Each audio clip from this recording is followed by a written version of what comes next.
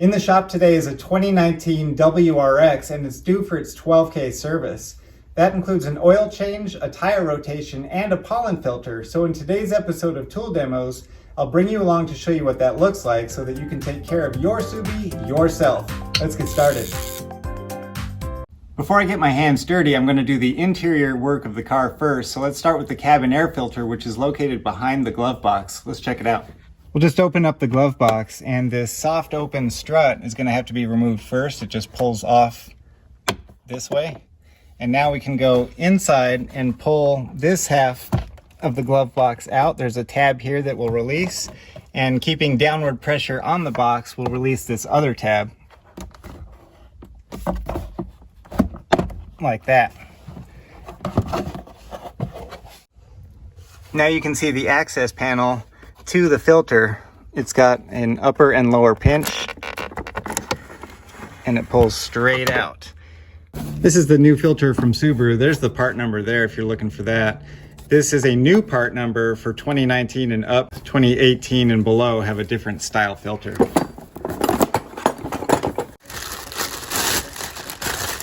All right, here we go. This is the new filter. You're looking at the bottom of it, so we'll orient that way and compare it to the old one. We're gonna be breathing much cleaner air now. So there's a top and bottom to this filter. If you forget which way it came out, just look at this up arrow and make sure it goes back in that direction.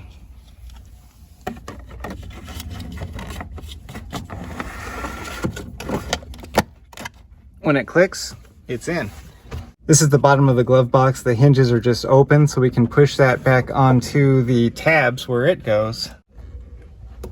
We'll push it onto those tabs and get it installed back in the car. Now here's the tabs on the sides. We're just going to push the glove box up until it clicks. And now we can replace this soft open strut. It just pushes on and that's it. It just clicks. I haven't worked under the car yet, so I'm still clean. I'm going to do some checks from the driver's seat, including the headlights, the high beams, the fog lights, four-way flashers, brake lights, reverse lights, and license plate. Okay, the last thing now from the driver's seat is to reset the maintenance reminder that's in the center screen.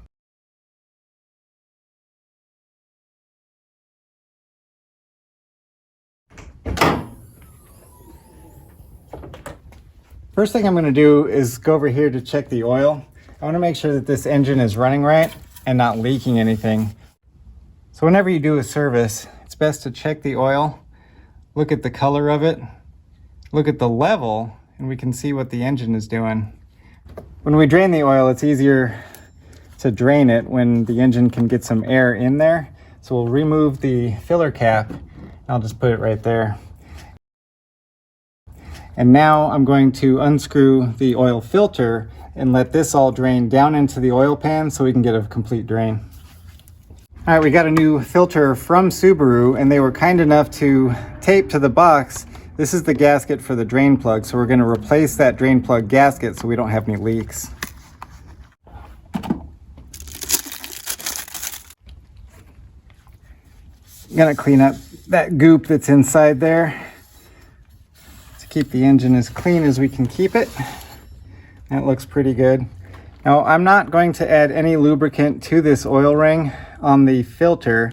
You can see it was pre-lubed from Subaru. It's a premium filter, so you don't have to do anything there.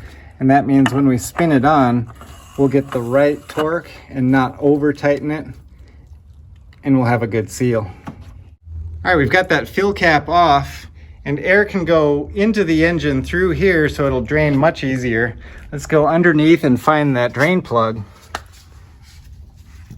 Subaru was kind enough to place it behind the skid plate, so we don't have to remove the skid plate. We can just get that drain plug out of here. Let's get a 14mm socket and get this thing drained. Just crack that drain plug loose, and then we can spin it out and empty this pan.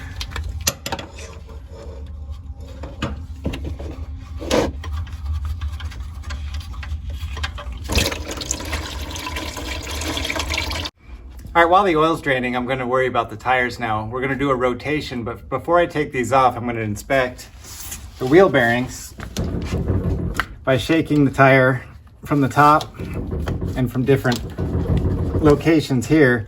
I don't feel any movement, so let's go ahead and take this off.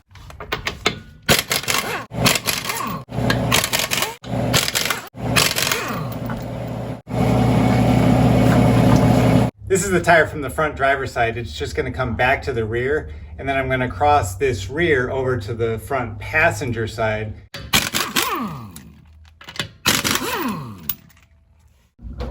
There we go.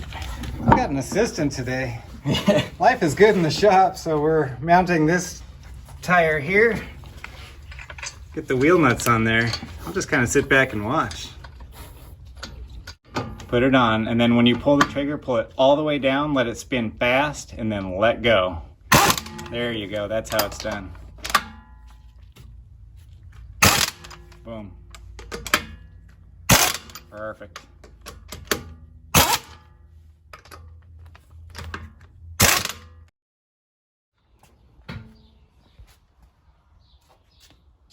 Subaru says 33 PSI in the front, 32 in the rear. We'll set all those up and we'll finish this oil change.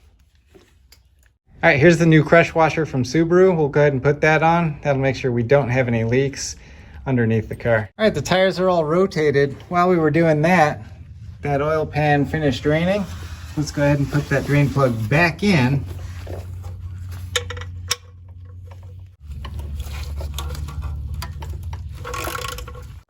All right, we'll be using about 5.5 quarts of 5W30 oil. All right, Jake has assured me that through his special Jedi training, he can get all of this oil into the car without spilling a drop. All right, let's see it. Not a bad feat of acrobatics here. Jake is able to get it right in there. We've got that screw-in oil filter from Motivex Tools. That helps keep it all clean. Yep. All right, let's see if that topped it off. So what we're gonna do is start the car to get all the oil into the oil filter. The oil pressure light is out, so we're good there. Go ahead and shut it off. Final check of the oil. Make sure it's 100% right, and we are right in between those two dots. You can see that. That's it. This thing is ready to put back on the ground. All right, the oil change was a success. We checked all the fluids and the coolant level is a bit low. You can see it just down there. It's right at the low level. Let's go ahead and fill that up to the full mark and we'll be good to go. All right, we're just gonna fill that coolant up to the full mark. And we're using blue coolant. This is for Asian vehicles, including Subaru. And that's perfect. Stop right there. We're at the full line.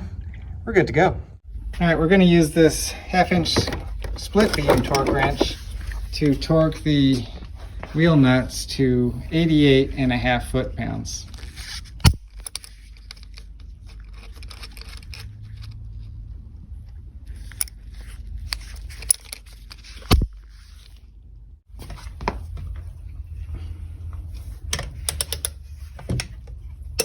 All right, you can see that wrench is still turning. That torque limiting socket stopped it before they were over torqued.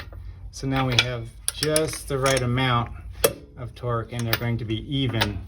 That's going to keep you from having any vibration issues when you're driving down the highway.